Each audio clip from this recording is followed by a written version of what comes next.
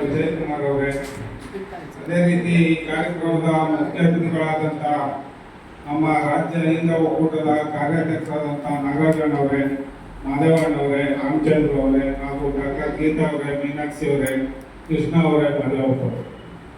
ಇವತ್ತು ವರ್ಣಾ ವಿಧಾನಸಭೆ ಕ್ಷೇತ್ರದ ಉಪ್ಪಾರ ಕ್ಷೇಮಾಭಿವೃದ್ಧಿ ಸಂಘದ ವತಿಯಿಂದ ಸಮಾಜದ ಬಗ್ಗೆ ಸಂಘಟನೆ ಮಾಡಬೇಕು ಅನ್ನೋ ಉದ್ದೇಶವನ್ನು ಇಟ್ಕೊಂಡು ಕೃಷ್ಣ ಅವರು ಏನು ಈ ಕಾರ್ಯಕ್ರಮವನ್ನು ಹಮ್ಮಿಕೊಂಡಿದ್ದಾರೆ ಒಂದು ಸಂತೋಷಕರವಾದ ಕಾರ್ಯಕ್ರಮ ಮತ್ತು ಅರ್ಥಪೂರ್ಣವಾದ ಕಾರ್ಯಕ್ರಮ ಅಂತ ಹೇಳಲು ತಪ್ಪಾಗ.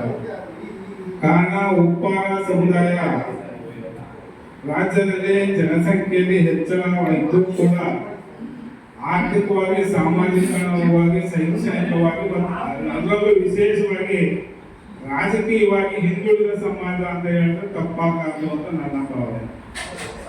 ಕಾರಣ ಮೈಸೂರು ಭಾಗದಲ್ಲಿ ನಮಗೆ ಗೊತ್ತಿರೋ ವಿಚಾರದಂತೆ ಪಿರಿಯಾಪಟ್ಟಣದಲ್ಲಿ ಶಾಸಕರಾಗಕ್ಕೆ ಅವಕಾಶ ಇದೆ ಉಪ್ಪಾರ ಸಮುದಾಯ.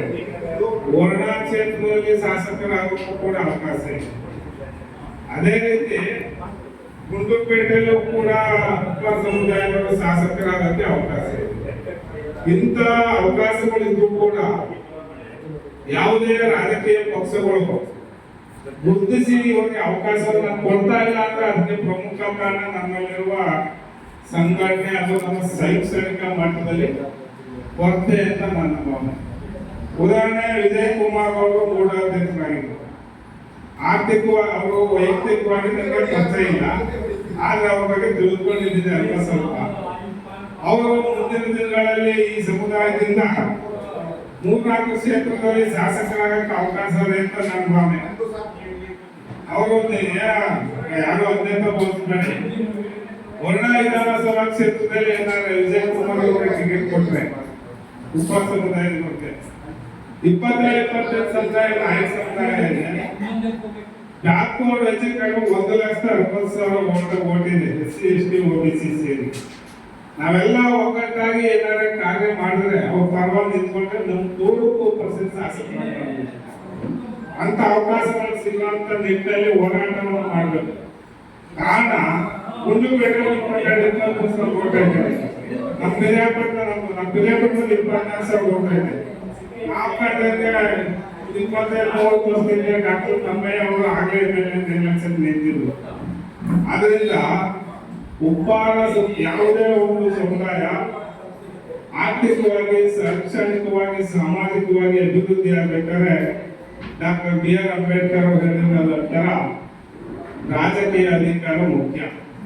ಯಾವ ಸಮುದಾಯಕ್ಕೆ ರಾಜಕೀಯ ಅಧಿಕಾರ ಸಿಗಲ್ವೋ ಆ ಸಮುದಾಯ ಆರ್ಥಿಕವಾಗಿ ಆಗಲಿ, ಶೈಕ್ಷಣಿಕವಾಗಿ ಆಗಲಿ ಮುಂದುವರಿಯಕ್ಕೆ ಸಾಧ್ಯ ಇಲ್ಲ.